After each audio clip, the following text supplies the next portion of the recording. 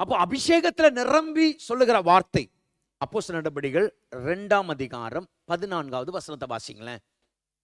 அப்போஸ்தலர் நடபடிகள் 2ஆம் அதிகாரம் 14வது வசனத்தை வாசிங்களேன். அப்பொழுது பேதுரு 11 கூட நின்று, அப்பொழுது பேதுரு 11 கூட நின்று அவர்களை நோக்கி உரத்த சத்தமாய் யூதர்களே, எருசலேமில் வாசம் பண்ணுகிற ஜனங்களே, எருசலேமில் வாசம் பண்ணுகிற ஜனங்களே, நீங்கள் எல்லாரும் அறிந்து கொள்வீர்களாக, வார்த்தைகளுக்கு செவி கொடுங்கள், வார்த்தைகளுக்கு செவி கொடுங்கள். நீங்கள் நினைக்கிறபடி இவர்கள் வெறி கொண்டவர்கள் அல்ல, நீங்கள் நினைக்கிறபடி இவர்கள் வெறி கொண்டவர்கள் அல்ல, மதுபானத்தினாலே வெறி கொண்டவர்கள் அல்ல என்பதை தைரியமாய் சொல்றான். வாசிங்க. பொழுது விடிந்து 3ஆம் மணி வேளையாய் இருக்கிறது, தீர்க்கதரிசியாகிய யோவேலினால் உரைக்கப்பட்டபடியே இது நடந்தேறுகிறது. தீர்க்கதரிசி யோவேலினால் இது நடைபெற்று கொண்டிருக்கிறது. கடைசி நாட்களில் நான் மாம்சமான யாவர் மேலும் என் ஆவியை ஊற்றுவேன். அப்போ வசனத்தை எவ்வளவு தைரியமா சொல்றேன். நல்லா கவனிங்க. இதுக்கு கொஞ்சம் ஒரு ஸ்தோத்திரம், ஒரு 50 நாளுக்கு, அப்படி ஒரு 60 நாள்ல ஸ்தோத்திரம், 60 நாள் இல்லையே, அதுல இருந்து ஒரு 50. ஆமென், ஸ்தோத்திரம், பிரைஸ் காட், ஹல்லேலூயா. அப்போ என்ன சொன்னார்னா, நீ தானே கலிலேயனோட கூட, எனக்கா அவரையா தெரியவே தெரியாது அப்படி சொன்னவன் யாரு? யாரு? யாரு? பேதுரு, மறுதலித்தவன்.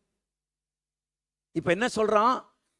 அந்த எந்த இடத்துல மறுதலித்தானோ அங்க சொல்றான் தைரியமா கர்த்தருடைய வார்த்தையே சொல்றான். கைகளை வைத்தலையா சொல்லுவோமாக, தைரியமா கர்த்தருடைய. காரணம் என்ன? பரிசுத்த ஆவி அவனுக்குள் வந்தபோது, பரிசுத்த ஆவி அவனுக்குள் வந்தபோது, ஆமென், சீர்குலைந்திருக்கிறவர்கள், பாவத்தில் இருக்கிறவர்கள், சாபத்தில் இருக்கிறவர்களுக்காக கர்த்தருடைய வார்த்தையை உரத்த சத்தமாய் சொல்லுகிறான். எங்களை வைத்தலையா சொல்லுவோமாக, அவர்கள் விடுதலை பெற வேண்டும், அவர்கள் ஜெயம் பெற வேண்டும், அவர்கள் பாவத்திலிருந்து வெளியே வர வேண்டும், அவர்கள் பெரிய வெளிச்சத்தை பார்க்க வேண்டும், அந்தகாரத்தில் இருந்து ஆச்சரியமான ஒளிப்பிடத்திற்கு வர வேண்டும் என்பதான எண்ணத்தோடு கூட செயல்படுகிறான்.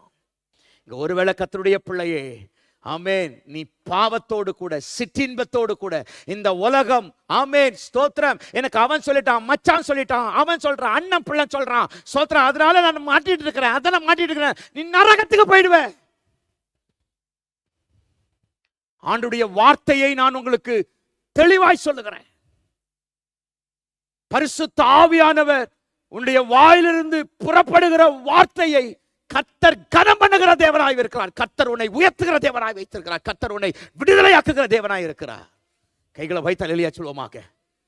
உன்னை நடத்துகிற கண்கூடா பாக்குறீங்க, கண்கூடா பாக்குறீங்க. கர்த்தர் செய்கிற அற்புதம் என்ன? வைராக்கியமா இயேசுவுக்காக நில். வேற ஒரு அற்புதத்தை நான் சொல்லலையா. இந்த இடத்துல வரும்போது ஸ்தோத்திரம், தேவநாம மகிமைக்காக தேவ பயத்தோட சொல்றேன். 2006 ஆமென் நவம்பர் மாசத்துல இங்க வந்தோம். 2006 நவம்பர் மாசம் இந்த ஊழியம் 2007 ஆமென் 1ஆம் தேதி ஆரம்பிக்கப்பட்டது. பிரைஸ் காட், ஹல்லேலூயா. ஆண்டவர் சின்ன இடத்துல தான் 4 மாசம் வரைக்கும் யாருமே இல்லை. பாஸ்டம்மாவுக்கு நான் பிரசங்கம் பண்ணியிருக்கேன்.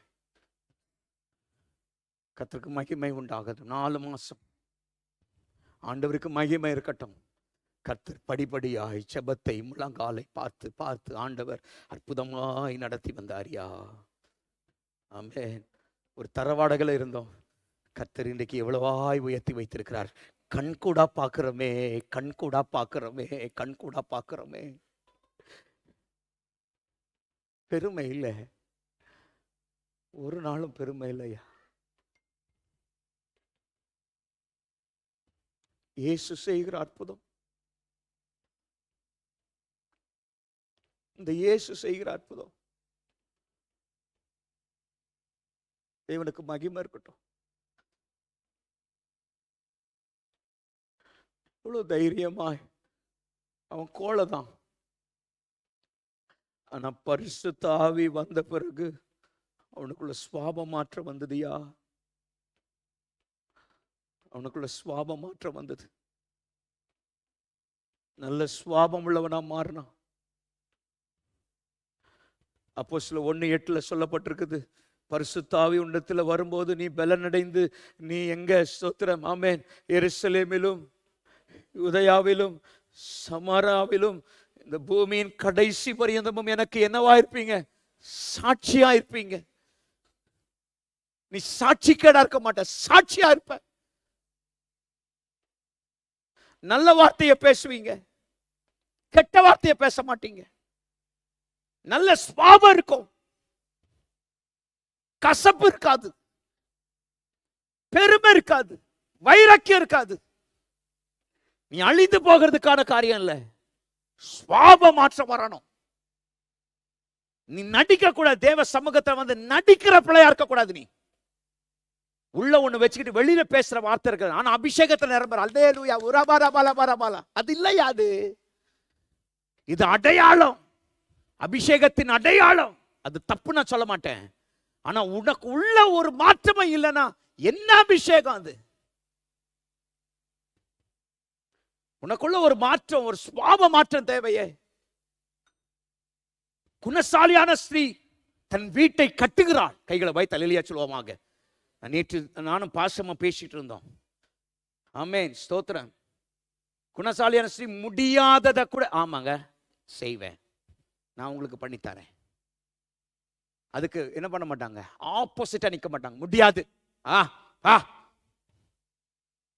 கணவன் குடும்பத்தை கட்ட வேண்டும். கைகளை வைத்து அல்லேலூயா சொல்லுவாங்க. எந்த வார்த்தை மனைவிட்ட எந்த நேரத்துல பேசணும் புரியணும். கணவனா இருக்கும், ஸ்டபனா இருக்க கூடாது. மனைவி கட்டணும். அப்போ பரிசுத்த ஆவி உன்னிடத்துல வரும்போது உனக்கு என்ன கிடைக்கணும்? பலன். அந்த பலன் என்ன? சாட்சியின் பலன். பாருங்க, இந்த குடும்பம் எப்படி இருக்குது பார், எப்படி இருக்காங்க பார். நல்ல சுபாவம் வரணும், விசுவாசிகளுக்கு நல்ல சுபாவம் வரணும். இயேசுப்பாவுடைய சுபாவம் நமக்குள்ள வரணும். ஐயா, பரிசுத்த ஆவி உனக்குள் வாசம் பண்ணுகிறார். எத்தனை பேர் ஆமென் சொல்றீங்க? பரிசுத்த ஆவி உனக்குள் வாசம் பண்ணுகிறார். அவன் பலவீனமானவன் தான், அவன் இயேசுவை அறியாதுன்னு சொன்னவன் தான், அவனுக்குள்ள இருந்த. ஆனா பரிசுத்த ஆவி அவனுக்குள்ள வந்த பிறகு அவன் எல்லாருக்கும் முன்பதாக நின்று அவனுடைய குணம் சுபாவம் அவன் மாறினதை எழுமி நின்று சொல்றான். கடைசி நாளில் யோவேல் தீர்க்கதரிசி சொன்னது, ஆமென், என் ஆவியை நான் ஊற்றுவேன் என்று சொன்னதை அவன் அங்க ப்ரொக்ளைம் பண்றான். கரைகளை வைத்து அல்லேலூயா சொல்லுவோமாக.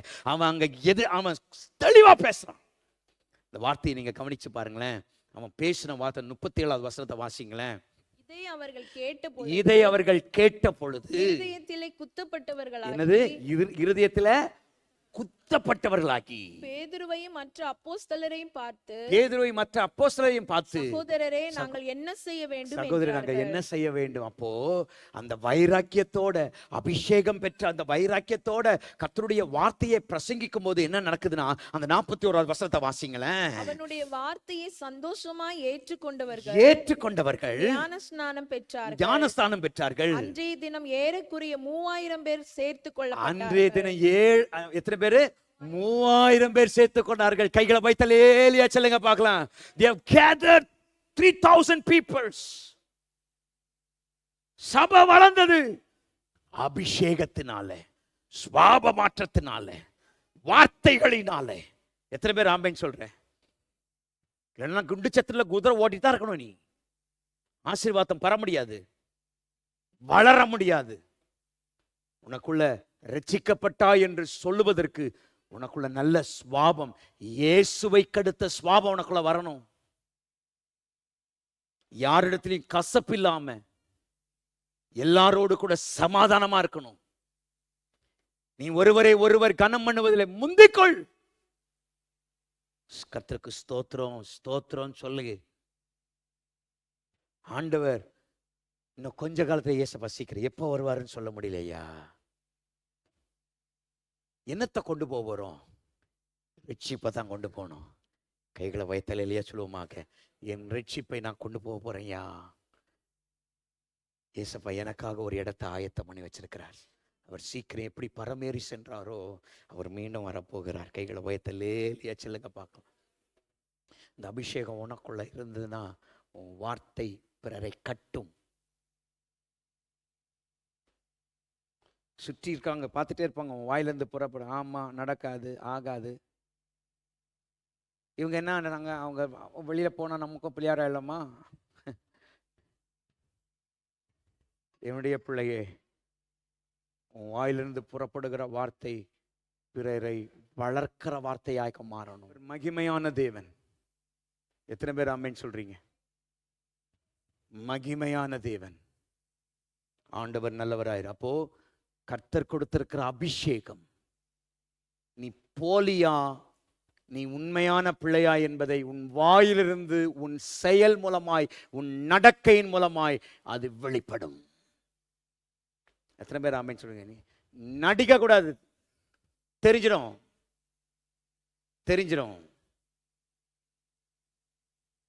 ஒன்னு சாமுவேல் 17:33 சொல்லப்பட்டிருக்கிறது. ஸ்தோத்திரம். அங்க சொல்லப்பட்டிருக்கிறது, நீ இந்த பெலிஸ்தீனோட எதிர்த்து யுத்தம் பண்ண உன்னால் ஆகாது, நீ இளைஞன், அவனோ தன் சிறுவயது முதல் யுத்த வீரன். அல்லேலூயா. எவ்வளவு ஒரு கேடான வார்த்தையை பேசுறான் பாருங்க. ஒன்னு அனலாயிரு, இல்லைன்னா குளிராயிரு. எத்தனை பேர் நான் சொல்றது புரியும்? ஒன்னு அனலாயிரு, சகித்து போ, பொறுமையா போ. ஆண்டவர் நடத்தினார். ஏசப்பாவை கண்ணை மூடிட்டு கூட்டிட்டு சொன்னாங்க, நீ ஞான திருஷ்டிக்காரன் தானே, சொல்லு. ஆண்டவர் இதை சொன்னாரா? வாயை திறக்கல. அவர் ஊழியத்தை கொள்ள வரல, அவர் ஊழியம் செய்ய வந்தார். நோடு கூட சிலவங்க ஊழியம் செய்ய வந்தா, நான் செய்ய மாட்டேன், நான் போக மாட்டேன். போ, நரகத்துக்கு போ போ. ஆண்டவர் ஸ்தோத்திரம் எல்லாருக்கும் எல்லாமான காரியத்தை கத்த தந்தார். எத்தனை பேர் ஆமென் சொல்றீங்க? இவர்களை தூக்கி வைக்கணும், அவர்களை தூக்கி வைக்கணும். பாருங்க, ஸ்தோத்திரம். ஏசப்பா கிட்டாங்க அம்மா வந்தாங்க, வந்து கேட்டாங்க, என் 2 பிள்ளைகளையும் என்ன எங்க வச்சிருங்க? என் 2 பிள்ளைங்களும் எங்க வைங்க? அந்த பந்தியில் உட்காரும்போது உங்க வல பக்கத்துலயும் இடது பக்கத்துலயும். அப்ப ஆண்டவர் என்ன பதில் சொன்னார்? ஆமாப்பா, எப்பா சேர போடு, இந்த இவனை 2 பேரும் இங்க உட்கார வை, அப்படி சொன்னாரா?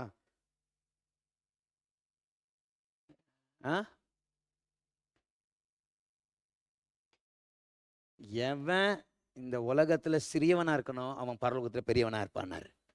கைகளை வைத்தல் இல்லையா சொல்லுவோமாக.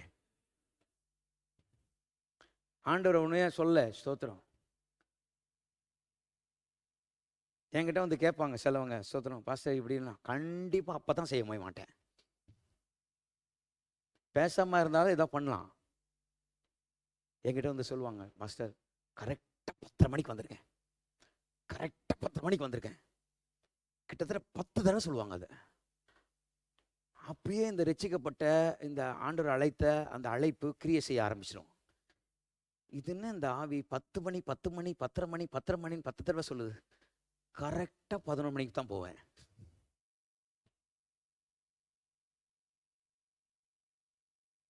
அப்ப என்ன கணக்குன்னா, அந்த டைம்ல தான் எல்லாம் இருக்குது. நீ ரட்சிக்கப்பட்டு நல்ல நேரம் பார்க்காத, எமகண்டம் பார்க்காத, சுத்தி போடாத. ரட்சிக்கப்பட்டு செய்யற வேலை சுத்தி போடுறது. ஆண்டவர் உங்களை ஆசீர்வதிக்கவே முடியாது. எத்தனை பேர் ஆமென் சொல்றீங்க? ஆண்டவர் தெளிவாய் பேசுகிறார். அப்போ அபிஷேகம் ஒருவனுடையதான சுவாபத்தை மாற்றக்கூடியது. கைகளை வைத்து லேலிய செல்வோமாக. நீ உள்ள ஒன்று வச்சுக்கிட்டு வெளியில ஒன்று இருக்கிறது ஆசீர்வாதம் இல்லை. பாருங்க, அப்போஸ்தலர் நடபடிகள் 8ஆம் அதிகாரம் 18வது வசனத்தை வாசிங்களேன். அப்போஸ்தலர் 8ஆம் அதிகாரம் 18வது வசனத்தை வாசிங்களேன். அப்போஸ்தலர் தங்கள் கைகளை அவர்கள் மேல் வைத்ததினால், அப்போஸ்தலர்கள் தங்கள் கைகளை அவர்கள் மேல் வைத்ததினால் பரிசுத்த ஆவி தந்தருளப்படுகிறதை சீமோன் கண்டபோது, பரிசுத்த ஆவியானவர் ஆமென் தந்தருளுகிறதை யாரு? இந்த சீமோன் மந்திரவாதி பார்த்தபோது அவர்களிடத்தில் பணத்தை கொண்டு வந்து. யார் இடத்துல பணத்துல கொண்டு வந்தாங்க? யார் இடத்துல பணத்தை கொண்டு வந்தாங்க? பேதுகிட்ட பணத்தை கொண்டு வந்து, நான் எவன் மேல் என் கைகளை வைக்கிறேனோ நான் எவன் மேல் என் கைகளை வைக்கிறேனோ அவன் பரிசுத்த ஆவியை பெறத்தக்கதாக அவன் பரிசுத்த ஆவியை பெறத்தக்கதாக எனக்கும் இந்த அதிகாரத்தை கொடுக்க வேண்டும் என்றார். எனக்கும் இந்த அதிகாரத்தை, என்னது அடுத்த வசனம் வாசிங்க. பேதுரு அவனை நோக்கி தேவனுடைய வரத்தை பணத்தினாலே தேவனுடைய வரத்தை பணத்தினால சம்பாதித்து கொள்ளலாம் என்று நீ நினைத்தபடியால் உன் பணம் உன்னோட கூட நாசமாய் போக கடவுது. கூட சரியான வேர்டு என்னது? உன் பணம் உன்னோட கூட நாசமாய் போக சொல்லுங்க. அத நீங்க சொல்லுங்க, உங்களை சொல்லல, அங்க சொன்னா அப்படி சொல்லுங்களேன். வசனத்தை வாசிங்கன்னு சொன்னேன். எப்போ எப்போ எப்போ எப்போ? கர்த்தருடைய பரலோகத்தினுடைய விஷயங்கள், வரங்கள், எல்லா காரியத்தையும் பணத்தோடு கூட அழிந்து போகிற உலக பொருட்களோடு கூட நீ ஒப்பிட்டன்னு சொன்னா அந்த காரியம் ஆசீர்வாதமாய் இருக்காது.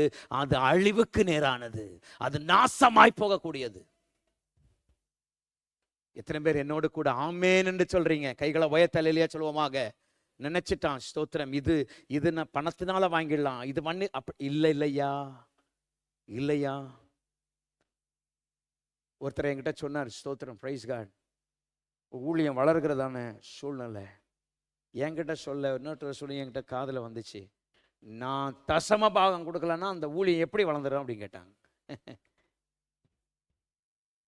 கர்த்தருடைய நல்ல நாமம் மகிமைப்படட்டும்.